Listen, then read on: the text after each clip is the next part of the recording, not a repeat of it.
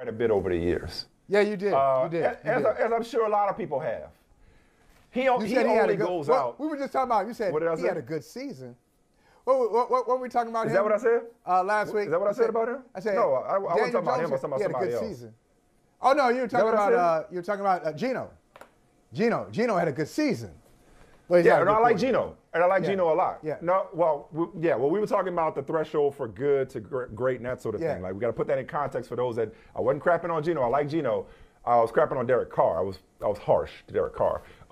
But with Daniel Jones, like many, my eyebrows were raised when the former general manager was Dave Gettleman, took him with the 6th overall pick.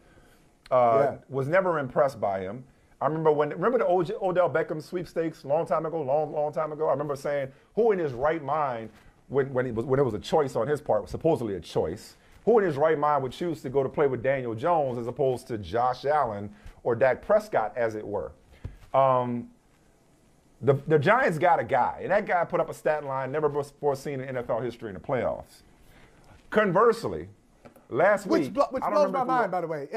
By the way, doesn't that blow your mind that has never happened before in football? The 300 yards, 70 yards rushing, whatever the line was. I kept thinking that's got to be wrong. They played a lot of playoff games. And nobody's ever done what he did yesterday against the Vikings. Conversely, I don't remember if it was on camera or off camera, one of our post-show things or whatever, but I also said that our man Gary Carter, our producer Gary Carter, lifelong Commanders fan, for some strange reason, makes me question his decision-making. Gary... I said in a conversation about Derek Carr that I said I would take Kirk Cousins over Derek Carr, and that Gary and other Commanders fans would kill to have Kirk Cousins back. Well, that take didn't age so well when Kirk Cousins out here throwing 3-yard passes on 4th and 8. That didn't age that well. That wasn't the best example. There's got to be a reason. Captain Kirk. Mike, I had Ain't enough yak in the world. Ain't enough yak in the world, Kirk. What the hell are you doing? I had no investment in this game whatsoever. I had nothing to gain from it. I really didn't put actual money on it. I was fine with the Vikings winning, the Giants winning, but this concerned me. This concerned me, and I really lost a little sleep over it. Yeah. So apparently, 5 other.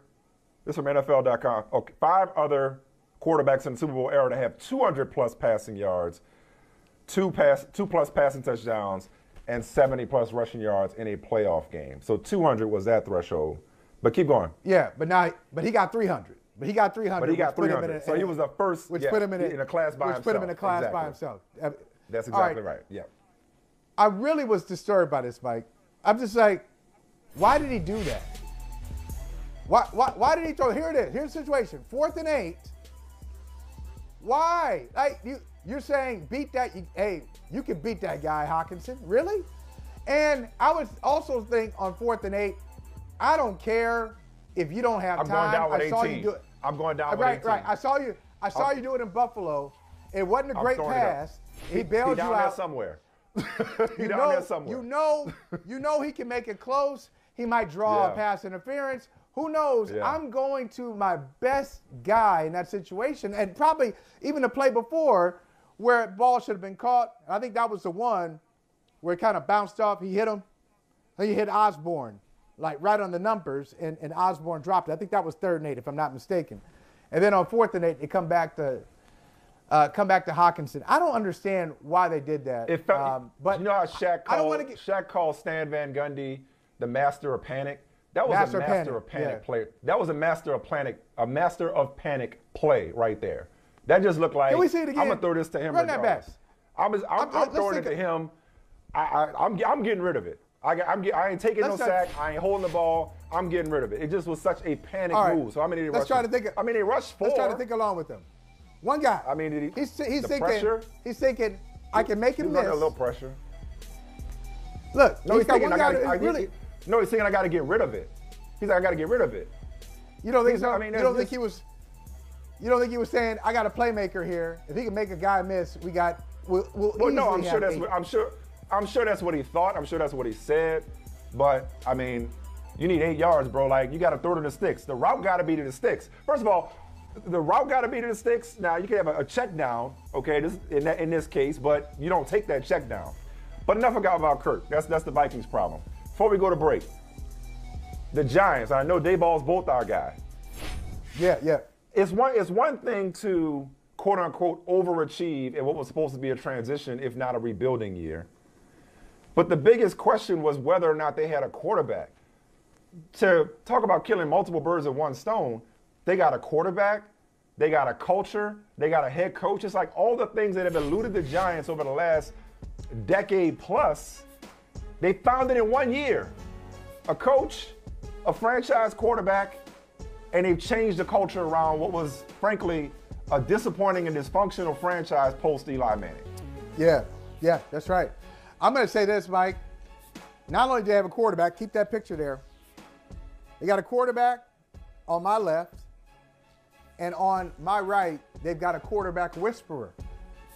And I wonder if that affects their decision making. I think they should stick with Daniel Jones. It seems to be a no-brainer.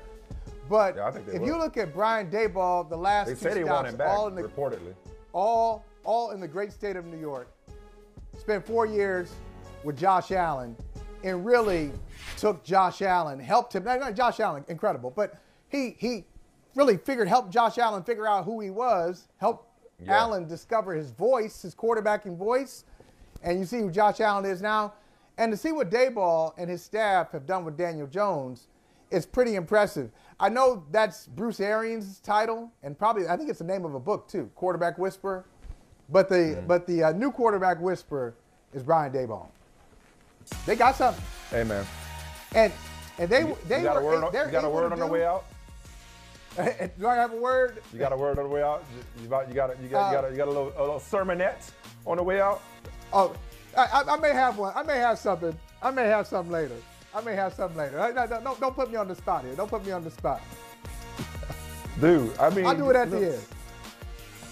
Bro, you look so civil rights-ish right now. Like, you just look like you about to fight for something.